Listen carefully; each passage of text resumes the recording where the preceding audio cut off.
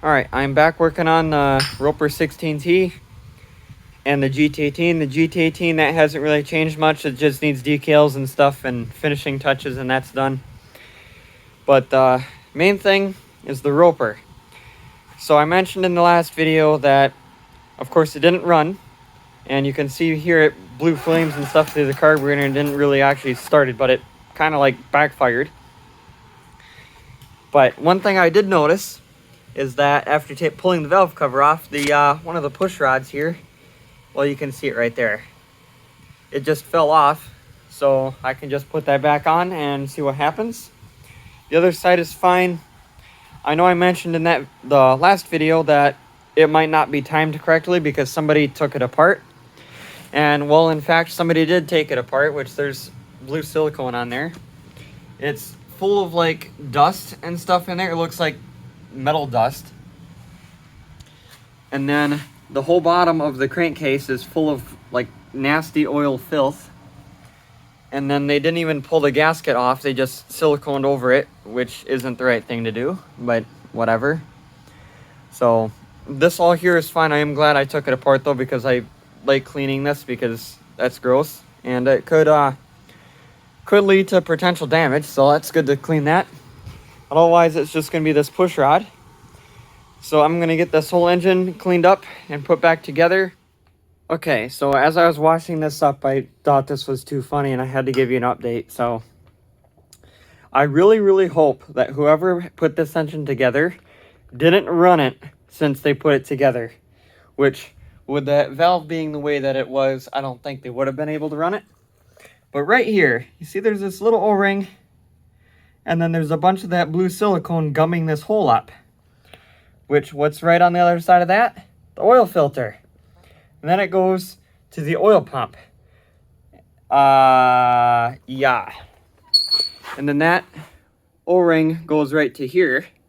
And then that goes in and lubricates all of the bearings inside the engine. So yeah, I really hope they didn't have it running because that would have destroyed some stuff. Alright, I am back with a running Vanguard 16 horse.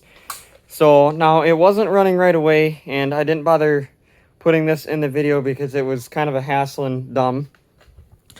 But I had the fan shroud and everything on here, and it did the exact same thing that it did before with the backfiring. And I got remembering that, because somebody told me a few years ago, that these V-twins, because they have two coils, they have, and you can't just hook the two coils together and then hook it to the key switch, which to shut it off, it puts it to the ground. So you gotta have, well, this is the wire that goes between it, but I started taking it apart, but right here is a little diode, and that was on this side towards the front of the tractor.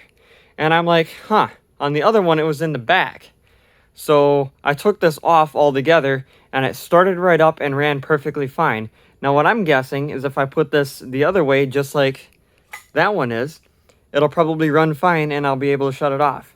So I'm going to do that, come back, and I'll start it up and show you how it runs with that. Learn something new every day. Okay, so I got the resistor or the diode put in the back, and I just had it running. And what I think is funny is it kind of still does the same thing, but what I don't understand is it only does it with the key turned on. As soon as I shut the key off, it continues to run, but then it runs fine. So I don't really know. But what I'm going to do is I'm going to sit you up on the tripod and I'm going to show you it running.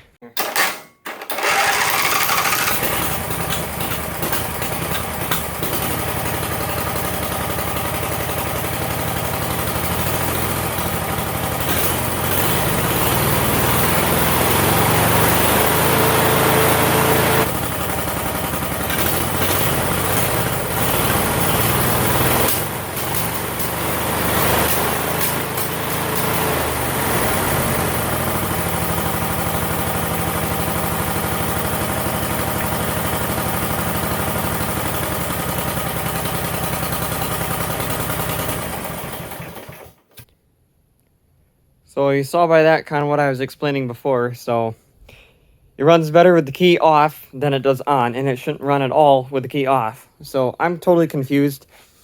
And then the whole low oil pressure light that I'm sure you saw, it keeps coming on anywhere at idle.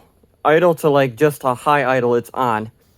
So that could be just not very good oil. The oil pump could have a problem because it was jammed full of silicone before, so hard telling what's going on there.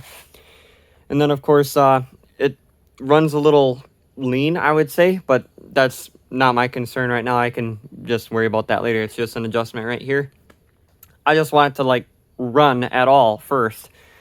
But we're getting somewhere, making some progress at least. But what I think I'm going to do, because the next thing on this engine would be is to put the shroud back on. And I'm not going to do that until I know anything about the that resistor or whatever they're called situation down there with the ignition coils. And then so I'm gonna get the fuel tank put on and fasten the dash down and stuff, maybe the more deck hangers, and then I'm gonna come back after that and maybe I'll have some ideas on the engine. Alright, so I made some progress on it, so I decided to get the fuel tank put in. I also wired up the rear light. So if you turn the key switch on, you pull the light switch out, the rear light will come on, and then it'll also shut off with the key. So what I have to do on pretty much all of these that have the under seat fuel tank with this little bracket that goes across is it doesn't get a ground from the frame to the light because I guess there's so much paint between everything. If you see right here, there's this little tiny wire. I wrapped that around one of the little bolts that holds the light in. And then it went underneath. See right there, and then it wraps around this bolt here that holds the fender on, and then it has a ground. So my engine dilemma, I'm pretty sure I got it figured out, and this is what's going to kind of save it. So this is a double pole, double throw switch. So basically there are two switches in one.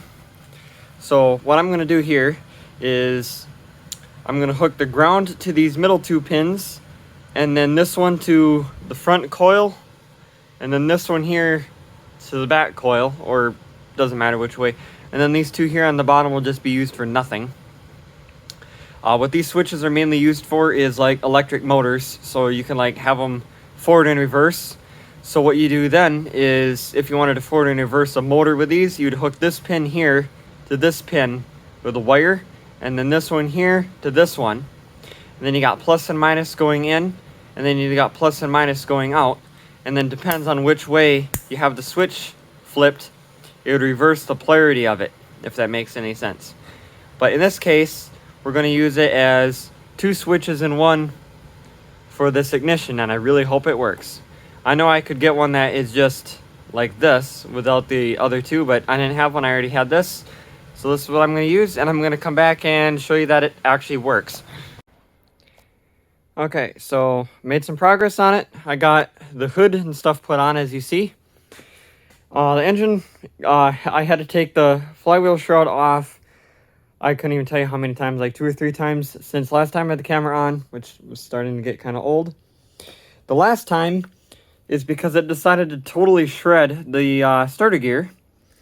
And it just so happened to be that I had a brand new unopened one, so I switched that out, which took a little bit because it was a little like weird C-clip thing that held it on, but I got it eventually. But it totally destroyed this thing. It was turning over really goofy sounding, and then it started spinning really fast. I'm like, that's kind of odd. And the next thing you know, it went ring. So I immediately knew that plastic gear failed, so got that changed out, which I don't know why they use them on these. It's pretty dumb. I got a belt put on it, and I got to paint these pulleys, so ignore that. That'll be when I do the finishing touch stuff on here, which I got a lot of finishing touches to do because like the edges of these things didn't get painted. There's these metal pieces in the front that needs it. The muffler. I don't have a seat. That one there has a really ugly seat that I got to recover. That one needs a grill corner, which I have to figure out where to get from somewhere. This has some chips out of the paint in the front. Ignore this is really ugly. I just realized just how ugly that was. This one here, I gotta paint the exhaust and stuff on it as well, basically to do the same thing. And then the Roper has, I think it's this side. Yeah, you can see why the tire don't hold air. I just touched it and it fell off, but it just, it literally will hold air if you just sit this on there. So I thought that was pretty funny. It'll hold air for 20 minutes and then it'll leak out, but needs a new stem. The other side's the same type of way. But I think what I'm going to do is I'm going to start this. I haven't ran it today. I can't run it very long because I have the air conditioning on and the garage door is closed. So I'm only going to run it a few seconds if it even starts. So let's just try no throttle, no choke. This is that switch I was showing you before, and that worked out great. Here's a picture of how I wired that.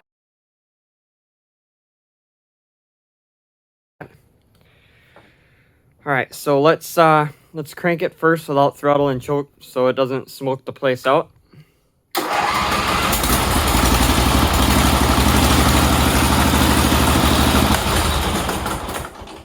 Wow, that starts really easy. And that sat since last night around 6 o'clock, and it's like 9:30 in the morning now. So that's pretty cool. This didn't even have fuel in it yet. So just in that 2 seconds it was running, it already sucked the gas up, so that's impressive. So another thing I need to figure out is some type of shroud for here. Because it had, ignore my big junk pile, this is like my pile of stuff I gotta clean up. It had this thing with another little fan thing on it, which this looked big and hideous sticking out. So I think I have one sort of like that one. So I think I'm gonna find another one of them with the bolts. I know I have the plastic piece. I don't know about the bolts though. And then replace that. Otherwise, it's everything I said for touch-ups, decals, and these are done. So that's pretty cool. Let's see if the lights actually still work. The one does. That's not good because that's brand new. That is kind of strange. Oh, just a loose wire. Okay. I thought I broke a brand new bulb. See, does the rear one work? Yes, it does. Well, that's good. Low oil pressure light, that works. That's good. So on how the electrical on here is laid out. So if you turn the key off, nothing will happen at all. And then if you turn it on, then you can have the choice of turning the lights on or off, and then that turns off with the key.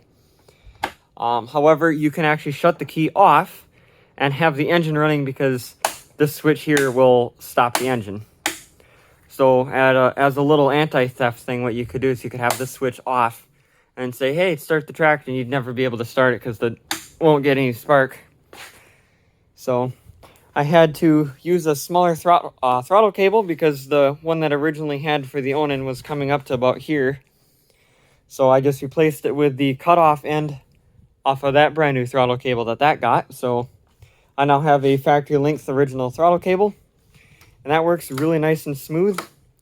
The choke, on other hands, isn't great. In fact, it won't even pull now at all.